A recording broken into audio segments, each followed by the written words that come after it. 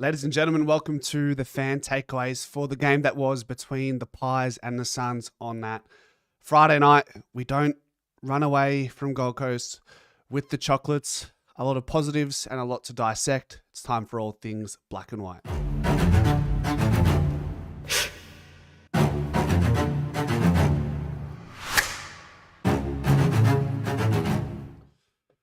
Welcome. Happy new week. Monday evening.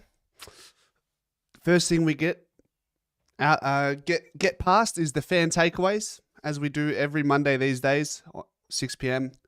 What is the fan takeaways for those who maybe haven't been here before? Well, as soon as the game is finished, head over to Instagram at pies_footy. There will be a story there asking what your fan takeaways are from the game. No, it's not asking what your favorite takeaway is. I don't know how every week I managed to get someone tell me, one, they don't know what fan takeaways is, and two, they ask me or they tell me that their favorite fan takeaway is KFC, which is not the answer I'm looking for. But people are starting to finally catch on to it, and I'm getting reasonable responses. And, you know, it's getting to a point where, especially when we lose, because when we win, it's a little bit different. These fan takeaways, the volume is different. But with a loss like it was against Gold Coast, naturally you're going to get a lot more responses.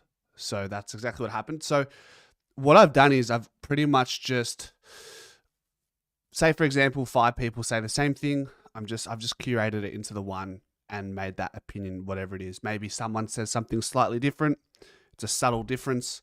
I'll pair that in with what someone has already said and bring that together to make a cohesive looking fan takeaways without sort of rinse and repeating the same opinion. But there were some really good opinions, interesting opinions, which we'll dive into. So stay with us. The first one. Now, let's see if it's live.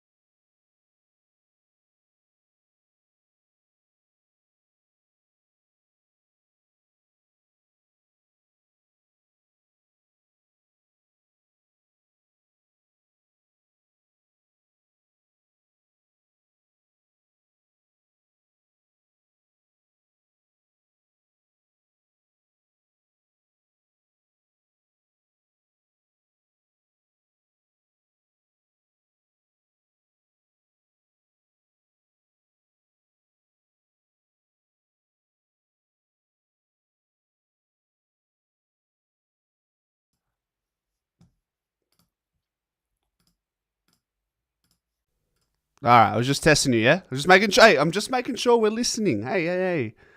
Good, all right, we're listening, because this is important. The points I was going to make, it's very pertinent, very important to the black and white cloth, okay? Mason Cox really stood out, is the one.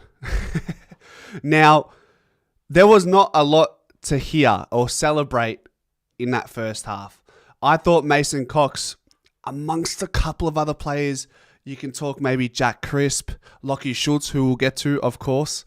But just his aerial contest and a bit of ruck craft was something we needed against a certain Jared Witts who had the game on his terms for vast periods of the game. And he always, I don't know, Jared Witts, without him ripping numbers off the stat sheet, he always seems to dominate us in one way or another. I know last season he got coaches' votes, and guess what? He got coaches' votes again against us on Friday night. But I thought Mason Cox was valiant. And it was probably his best game for the season, off the back of, what was it? 8 disposals, 8 handballs. You know what we're missing from Mason Cox now? Like that is good. That is probably not going to get you a spot in the side for the final series. What we need from Mason Cox, and the service has to be there, right? Had he been a little bit deeper on Friday night and we had a bit more quality going inside forward 50, maybe you see a couple goals from Mason Cox. But that's the missing ingredient, along with what we saw on Friday night, that could potentially propel Mason Cox into a finals opportunity. Potentially. If there's any world, any universe where Mason Cox exists in the final series for the Pies, that's what we need from him. The other moving tales, though, around this Mason Cox conversation is with Jeremy Howe set to miss weeks, let's be honest, with that groin. Billy Frampton could be available this week, could be available the week after. Yet to be seen. What about Charlie Dean? Have we seen enough of him, Charlie Dean? We've already seen enough, haven't we? That's what some people are saying. So judging by that logic, do you bring a big M? Do we bring a big M into the back line? I know some of you are saying Tim Membry won't play this weekend. I think he's having another kid with his wife. Obviously, you'd want to hope it's with his wife and nobody else, but he's having another kid. So there is that week right then and there that will afford him another game against a dual ruck side in Fremantle, Luke Jackson and Sean Darcy. Probably the most dangerous tandem ruck team in the league right now. So that's where I think that's a starting point, isn't it, for Mason Cox? Like, that opportunity by way of the omission of Tim Membry due to the fact that he has a kid coming next week is the question. When Membry's back and available, Mason Cox needs to have a 9, 10 out of 10 type of game for him to really put the pressure on the selection committee for the game next week, which is it's Richmond. It's Richmond on a Sunday, isn't it? So who knows? Stranger things have happened, guys. Stranger things have happened. He hasn't been playing good footy, we know that. But this is step one to doing the unthinkable at this point. Let's be honest, that's where we're at. It's sort of the unthinkable thinking that Mason Cox could play finals, but if there was a roadmap ahead for someone like Mason Cox to play finals in 2025, that's probably the route. He needs to have a massive game this week with Membry potentially missing. Maybe, and I'm not praying for this, I'm hoping our backline is settled. But if Frampton is having inconsistencies with his body, Jeremy Howe, Darcy Moore, Charlie Dean's not quite the man. Maybe one of the three big M's has to make a forced shift down back. It leaves a spot open in the forward line for someone like Mason Cox who can play ruck. Beyond that, we're talking Charlie West is pretty much he's out for another 3-4 weeks. Noah Howes is just starting to establish himself at VFL level. Ash Johnson, you probably can't play him.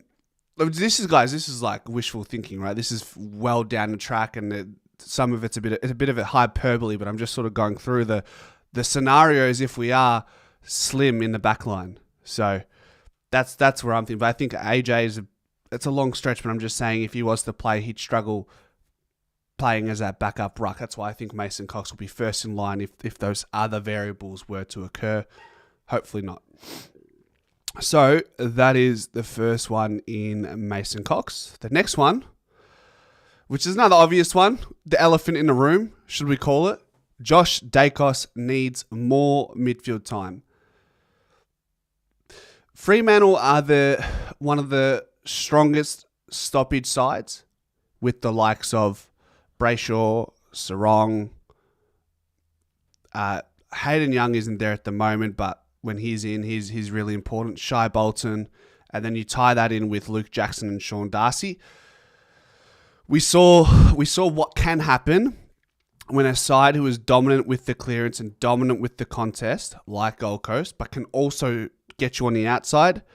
That paired together is a really fearful sight for the Pies. So you see Josh Dacos goes into the midfield in the fourth quarter, 16 touches, 2 goals, clean below the knees, which has been a feat of his game in the back half.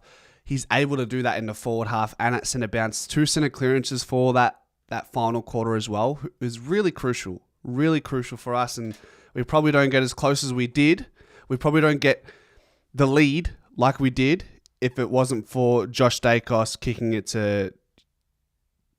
it forward of centre. So we have to see him in the midfield.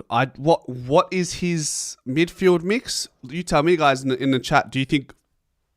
What do you want to see? Do you just want to go all in, go in with 70, 80% midfield time for Josh Dacos in the midfield? Or do you want to be a bit more conservative and not overreact to this game that he had, or this quarter that he had?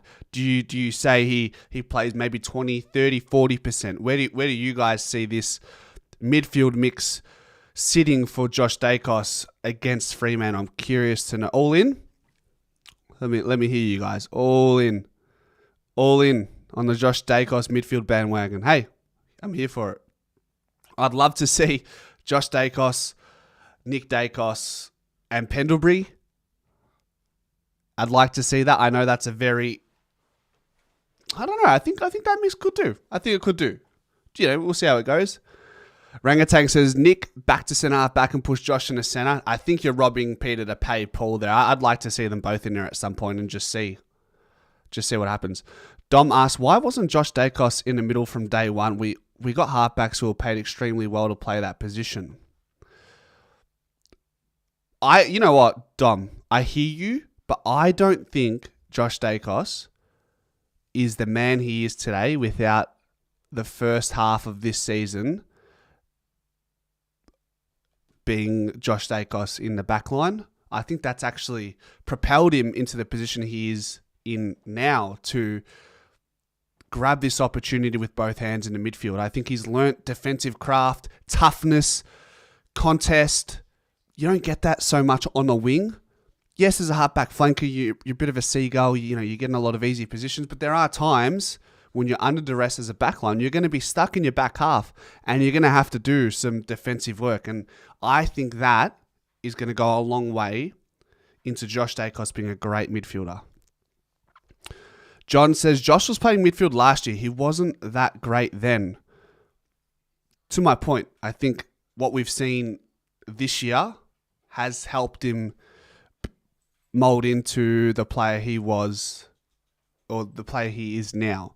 He's an All-Australian wingman. He's hardly played in the middle. For those of you who said Josh Dacos has played in the midfield, like we can go to his numbers. He's barely played midfield. He's played wing. That is not playing in the middle. It's a very different role. Let's have a look. Can we do this? Let's have a look.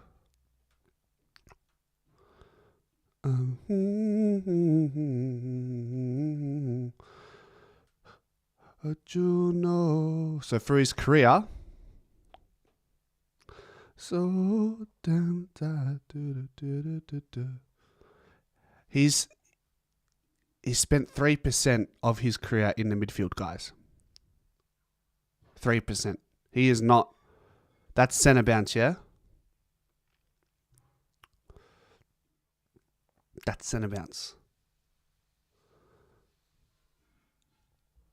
Does Houston get his time to shine? And that's another piece to the puzzle that we'll see happen, no doubt, Rangatang. If Josh Dacos does play more full-time in the midfield, Dan Houston will possess the ball more. And the way he played on Friday night was pretty convincing, if you ask me. I thought he was exquisite by foot.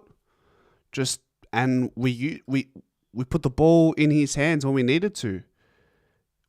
He was 1, 2, 3, 4, 5, 6, the sixth highest rated player for the Pies. And he had 17 touches. He had 4 score involvements, it's okay. But I just thought his disposal was good. I think it was in the fourth quarter, he had a goal assist, a kick going inside 50. Don't forget, we run both through the midfield too. I'm weary of that. See, Woody, I saw your comment the other day about that. I told you Josh Dacos could be your best centre mid like 2 years ago. So 2 years ago, Woody, Josh maybe attended 10 centre bounces. And I know he won like 1 in 4. Let's go have a look, right? I know exactly what year you're talking about. That's a small sample size, man. Like, I don't think you can run with, Josh Dacos is potentially could be a good centre bounce player because, let's see. Yeah, I'll show you.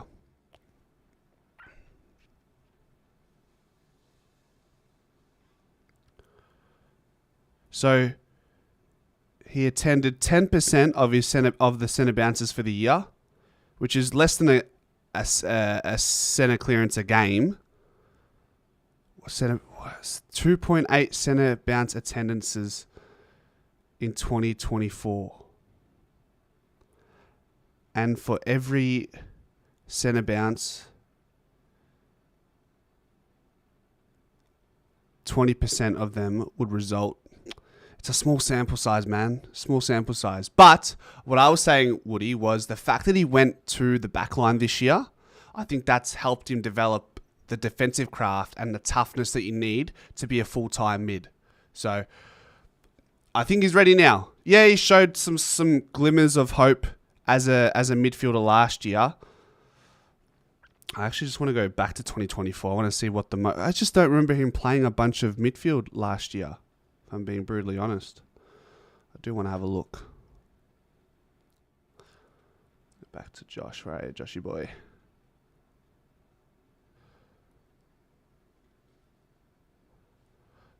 Yeah, we know Josh has just played 1 quarter, but that's why we want to see more. We want to see more before it's too late. Let's find out. So, you know what? In that period of time where we had a few midfielders out, he did play a little bit of midfield. What's his 6 clearances and 26% and 646? Who was that against? Fremantle, North, and Melbourne. Yeah, okay, this is good. Well, there we go. He hasn't. It's still not a bunch. Like we've seen. We want to see. Let's find out on Sunday. Let's see 50% of his time spent in the midfield, and let's see what that gives us with a larger sample size. Yeah, so this is 2024 midfield time. All right, moving on. What else do we have? Somebody on Instagram was brave enough to suggest that HoskinElliott should retire at the end of the season. Off the back of 1 game, I'm probably not buying that. I just think his versatility, I think he's good for another year. I'm not sold on... some people, when we have a bad game, I feel like HoskinElliott is one of those players who is the first to cop the brunt of it. Yeah, he wasn't great. We know that. He was the lowest rated player on the field. He was running at a 38% disposal efficiency. It wasn't pretty, let's be honest. But, look, sometimes that's going to happen. When it's not going well, it festers like a disease across the board of the team, and sometimes you have a bad game. I'm just not really willing to buy into this narrative. I'll be honest. I think beyond me justifying that it was a bad game and I still think he has at least another season in him, then that's the conversation ends here. I think it's a bit disrespectful, but at the end of the day, guys, this is the fan takeaways. You got a conflicting opinion, you want to share it, we bring it here, and people will either agree with you or think you're a total and a fuckwit, and that's okay. That's what we're here for. Mate, I don't have enough hands or toes or everything else in between to count how many times I've been called a fuckwit on this platform. It is what it is. It is what it is, guys. You're going to have a good opinion sometimes. You're going to have a bad opinion. They're going to stink. They're going to be good. Blah, blah, blah. Moving on. Shooter, Lockie Schulz, is the the 1% king. This was another player alongside Mason Cox who was just critical in that first half. I feel like there were just moments where it could have gotten really ugly for us, and maybe there were these little moments where Lachie Schulz imposed himself and ensured that the game didn't get too far out of reach. He had 7 tackles, 8 score involvements from 10 touches. So he was dangerous. With the ball, something would transpire from his disposal. 10 touches, 8 score involvements, pretty good return. I think he had a goal in that last quarter also. So for him to come back having this lack of continuity and consistency with his body, he just finds a way to bring immediate impact every time he comes back. So that's a testament to him. That is simply, what's the right word? I was going to say it was simply inspiring. I don't know if that sort of rolls off the tongue, but I just think to come back in injury after injury and have an impact, it just talks to the mental fortitude and focus that he's bringing in 2025. You're a fuckwit and we love you. Hey, I'll take it. So that's Lachie Schulz, the great man. You know, I think there's a Tom Mitchell one coming up, so that will be an interesting conversation. This one, start Pendles every game, was another fan takeaway on Instagram. So I get that. And when you're watching that game and 10 minutes into the second quarter, you go, mate, break the glass. Break the fine wine. Break the red wine bottle, the bottle of Shiraz.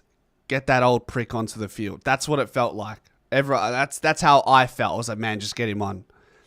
You can understand that at the start of the week, he was in the rehab group doing a modified program to keep him fresh and firing towards the back end of this season. Has to happen. Is it excusable that the game goes in the trends in the fashion that it did without Pendles? Yes. I don't want to subscribe to the idea that all of that happened because Pendlebury wasn't on the field. But then Pendlebury comes onto the field and it's a completely different ball game. So let's do some quick maths. I'm not good at maths, but this is going to be quick and easy, I like to think. So if we look at Pendles on versus Pendles off, in basketball, there's something called a plus minus. We'll do a plus minus for Pendlebury. So tracker, was it teams? Summary. I don't know. So at halftime, 36-43. So we were at minus 35 points. Basically minus 6 goals without Pendlebury. With Pendlebury, we were, what's that? 4 goals to Gold Coast, 8 goals. We were basically plus 4 goals with Pendlebury's on the field. Plus 24 versus minus 35 in the first half. That's what some people are saying Pendles is about. That's what he's worth. He comes on and he does that. The game is 4 quarters, but you isolate that second half, we win the game because of maybe the Pendlebury injection. Mind you, without Jeremy Howe. So against a really tall forward line and athletic and versatile forward line, we didn't really feel their heat in the forward half. They owned the first half, we owned the second. We end up winning the contest, guys, which is something's been an issue. But I feel like those stats, they blur the lines in the first half. Gold Coast in that second quarter dominated from stoppage, and that was the game. That was it. Clearance.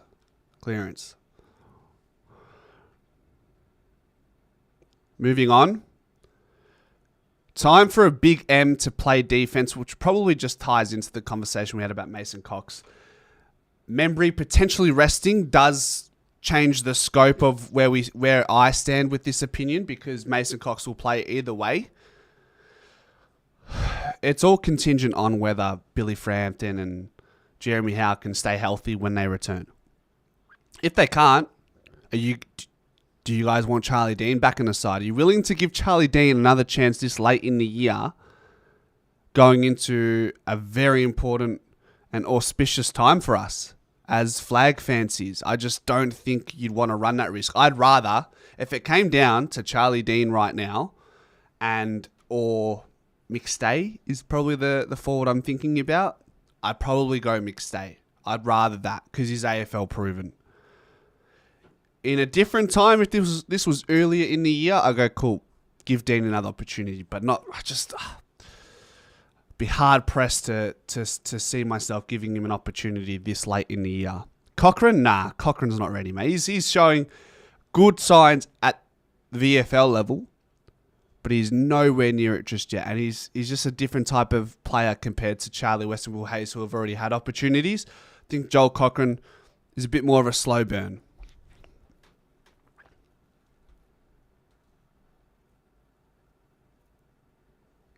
You feel like the Titch-Long combo has thrown out our balance? We'll get there. Here we go. Tom Mitchell has had a negative effect on Ned Long and Steele's side bottom. All right. Tom Mitchell was, looking back at this game, he was the third highest rated player for Collingwood behind Nick Dacos and Josh Dacos. He had 20 touches, 11 contested possessions, 4 clearances. He had a shot on goal, which was quite far out, but fair enough. 11 tackles. Only Matt Rao had more tackles than Tom Mitchell in that game. Is he affecting Ned Long? Let's start with Ned Long. Mind you, Tom Mitchell only played 74% of the game, which is quite low for a midfielder, I would say. Let's see. Yeah, it's the lowest amongst pretty much every midfielder, which is sort of what we were thinking. We think Tom Mitchell, with all the guys in, probably doesn't play as much as the other midfielders. On top of that, we're looking at centre bounce for Ned Long. Still got a decent serving. 73%. 12 touches. You know, in the fourth quarter, I thought Ned Long had more than 3 or 4 opportunities to impact the game. Like, he had moments where, had it gone the right way, maybe we're speaking about Ned Long in a different light tonight. But unfortunately, in that fourth quarter, and with the amount of free kicks he gave away throughout the course of the game, I'm sure someone can help me and tell me how many free kicks Ned Long gave away throughout the course of the game. I do feel like if Ned Long kicks that goal from the set shot, and if he does get that tackle on Will, I think it was Will Power late in the game, and gets called for holding the ball, it's a different look. Like, what do you guys want? So, like, are you suggesting Tom Mitchell needs to leave the team? Are you suggesting Ned Long? Because I don't know if I'm willing to throw the baby out with the bath water right now with regards to Tom Mitchell. I think if anyone is to lose their spot right now, it'd be Ned Long, not Tom Mitchell. That's how I feel right now. Still side bottom off the back of that is not playing a lot of midfield time. He spent 18% of his time in the midfield. So I can see how it's affecting Ned Long. I can see how Tom Mitchell's affecting Steel side bottom that way. But I would simply just, if you wanna look at taking a player out, it's probably Ned Long for Steel side bottom.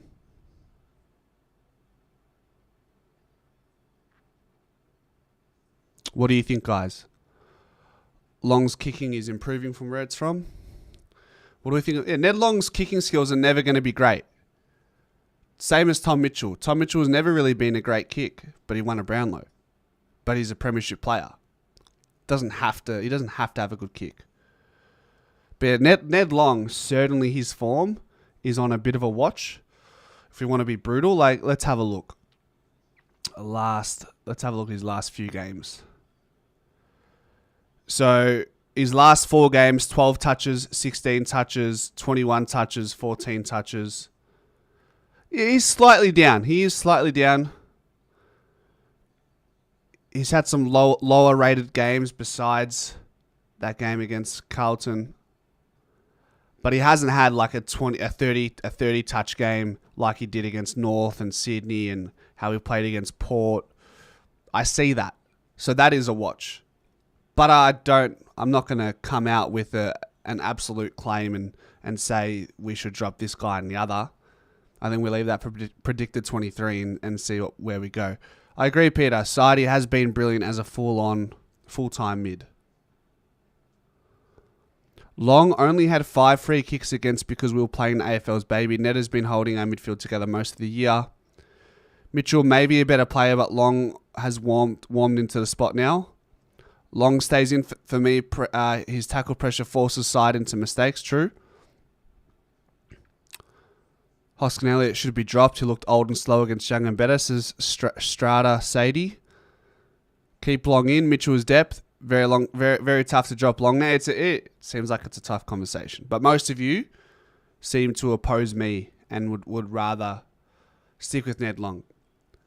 We'll find out. There's probably a move is probably going to need to be made this week between Ned Long and Tom Mitchell, because if we're going to make some space for Steele Sidebottom, if we're going to make space for Josh Dacos, well, you probably can't have both of them in, which is sort of just dealing with the inevitable now. I think we all, when Tom Mitchell was coming into that game against Carlton, we probably saw just a side like Collingwood match up really well in the midfield against Carlton with some genuine inside players like Ned Long and Tom Mitchell.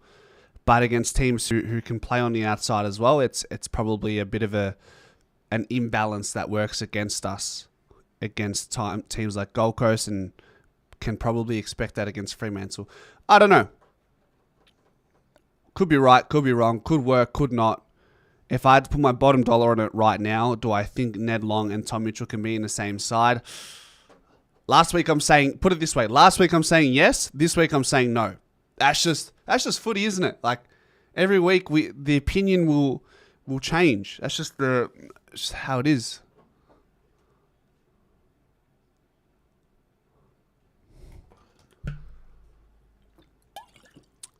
Should try Mitchell in Perryman's position in the backline? Nah. Disagree. If Dawi gets fit, then we have a new problem with the mix. We do. I'll tell you this much. I'm not looking forward to when Geordie Dawi is available, because someone's going to eat shit.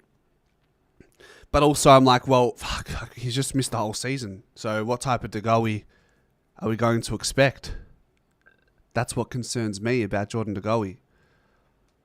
Do you at the back of my mind, or on the tip of my tongue, I'm always thinking, do you just ice? I know this sounds crazy, but do you just ice Dawi if things are going super well?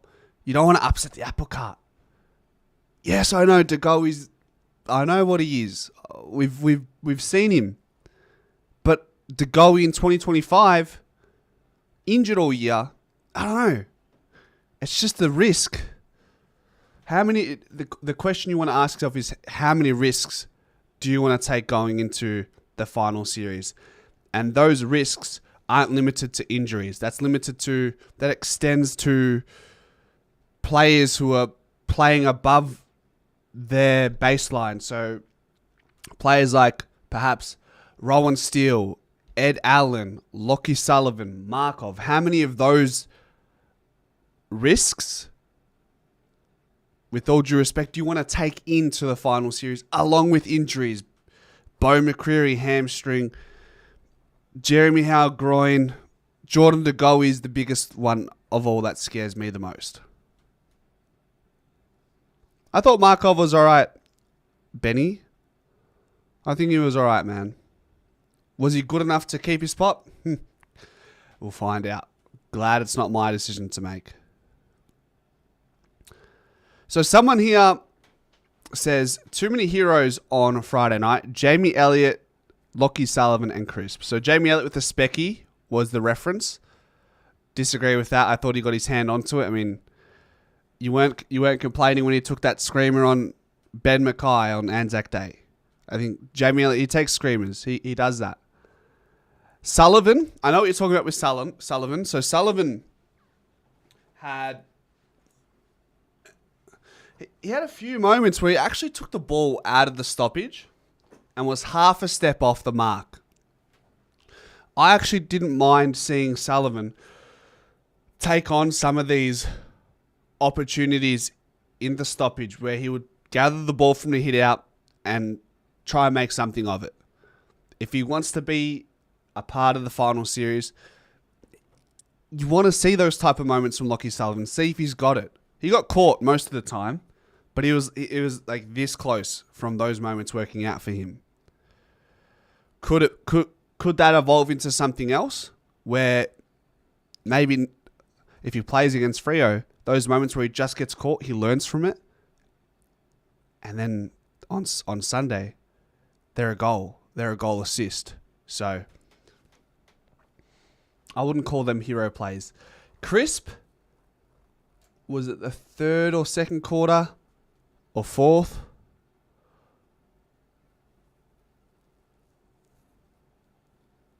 He was running towards goal and was about to shoot. He had Jamie Elliott open. I would call that a lack of awareness. Do you give it to Jamie Elliott, or do you take the responsibility? You're already running. You're on your left side. You're exactly where you want it. Probably just took a little bit too long to make a decision. I don't think it was a hero play. And then with the second one, where he gathers it from the stoppage, I believe, as soon as he turns, he's got Matt Rao staring down the barrel of him, licking his lips, licking the grass. And he takes him down and it's holding the ball. I don't think that's a hero play. I think he reacted. He didn't have much time to react. And his initial reaction was try and balk Matt Rao. Unfortunately, if it was anyone else, and their name wasn't Matt Rao, maybe Jack Crisp gets that fend off and he's through on goal for a pass or a shot. That's the difference. Keep it rolling.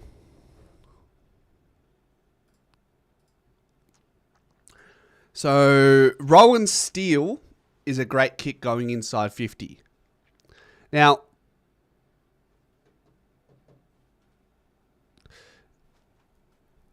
along with the rest of the team, he didn't have much of an impact, if at all, in the first half. Maybe he had a couple touches. And he really didn't finish with many disposals. I think maybe he had 10 touches for the game. Will it be enough to keep his spot? I don't know. I think Ed Allen was quite impressive in the VFL. Good enough to probably get a spot back into the side through some way. Is it through Rowan Steel? Is it through Lachie Sullivan? I genuinely thought when Rowan Steel, when we were up against it in the heated moments, I actually really like his disposal around the ground, whether it be inside 50 or anywhere else. I think he has that quality, which is hard to find. And we've found it in a waffle player at the age of 20, 22, 23, whatever it is. Do I want to see him build on that and stay in the side? That's the fantasy. Does that happen? Don't know. Because there are so many players that have to come back in next week. Myercheck, most likely Myercheck, yeah. Lipinski. Who else?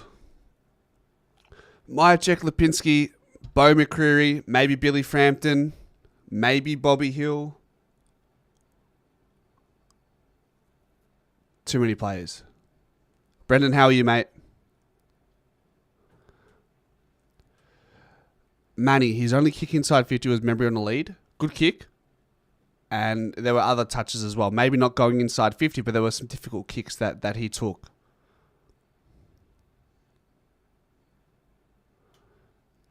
Rowan Steel gets dropped for me. Bo's coming in. Can see that.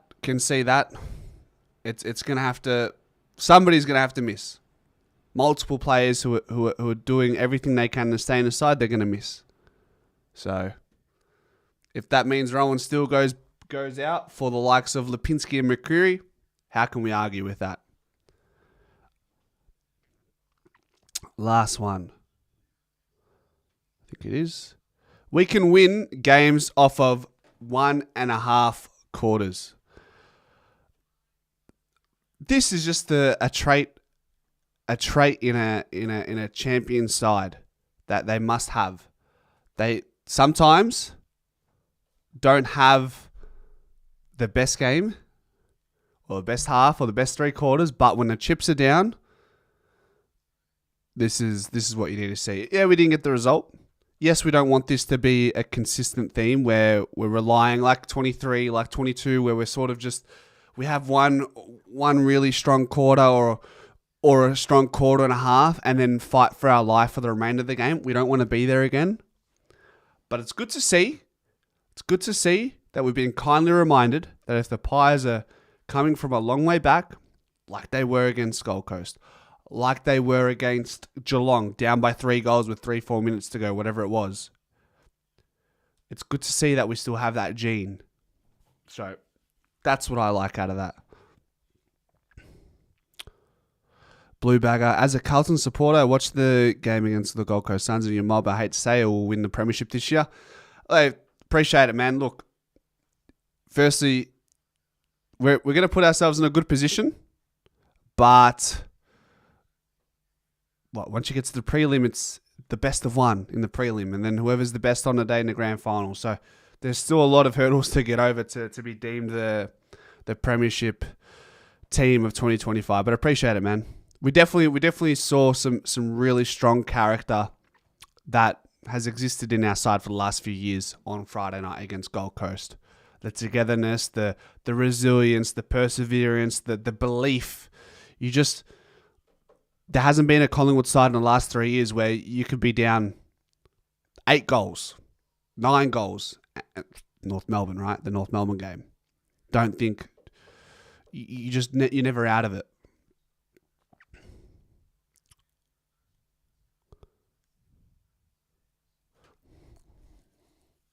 Lipinski was important as well. Guys, he was sick, but he was an emergency, and I'm pretty sure.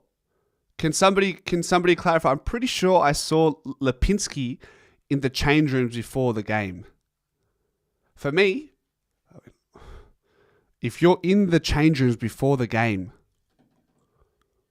running the risk of getting someone else sick, shouldn't you be playing? Did you guys see Lipinski, or am I just hallucinating? I thought I saw that in the pre-game. HoskinElliott gone. There's a few people who are off HoskinElliott. Steel gone. Cox gone. That's what you're saying, huh? This week, really important win. I would move Perryman to halfback and play Josh Dacos in midfield. Peter, Perryman has been playing in defense. He hasn't been playing off the halfback flank, if that's what you're saying. He rolled his ankle on the catwalk. I thought you were being serious for a second. Perryman and Houston.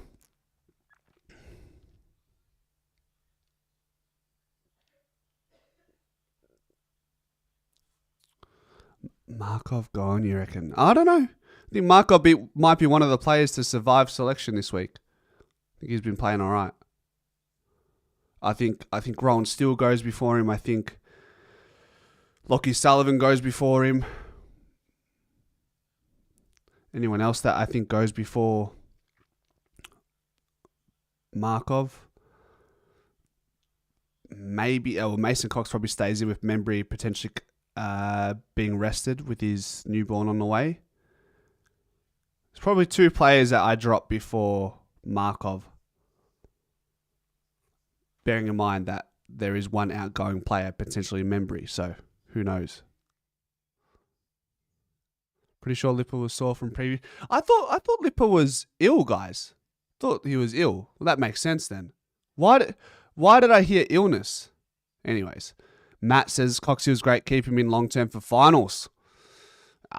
Mason Cox isn't our best 23, says Reedy. With a question mark and exclamation point. We'll see. He gets a game this weekend on the basis that if Membry isn't playing, we're going to need some tools. Troy says, agree. Cox only when injury or rest for other players.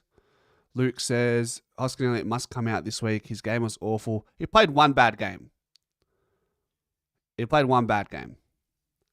think we keep him in. No need to overreact there. Luke, I'm pretty sure you're pretty hard on Dan Houston. What'd you make of his game on the weekend? Membry potentially having a kid splits.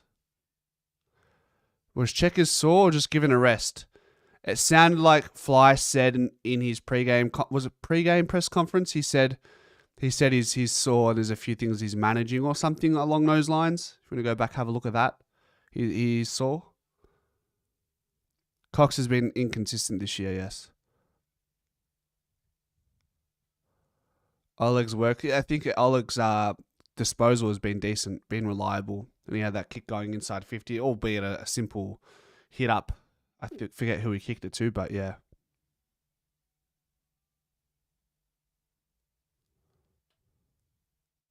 Can't teach 6'11". Oh, you can only manage one player. That's why the BS call on Lipper being sick. What do you mean you can only manage one player? George Stanivis says, why did we recruit Steel when we needed another backman? It could be a conversation that hurts us down the track. I understand. We would have, should have brought in Tomlinson at the start of the year. We don't bring in someone of his caliber in the mid-season draft. I can see that conversation working against us in the end. Pending Billy Frampton, pending Jeremy Howe. Any thoughts on Sullivan? He tried to have his moments in the game. I actually thought he tried to take on the game in the stoppages. Didn't work out. But that's a necessary step in his development if he's to stay in the side.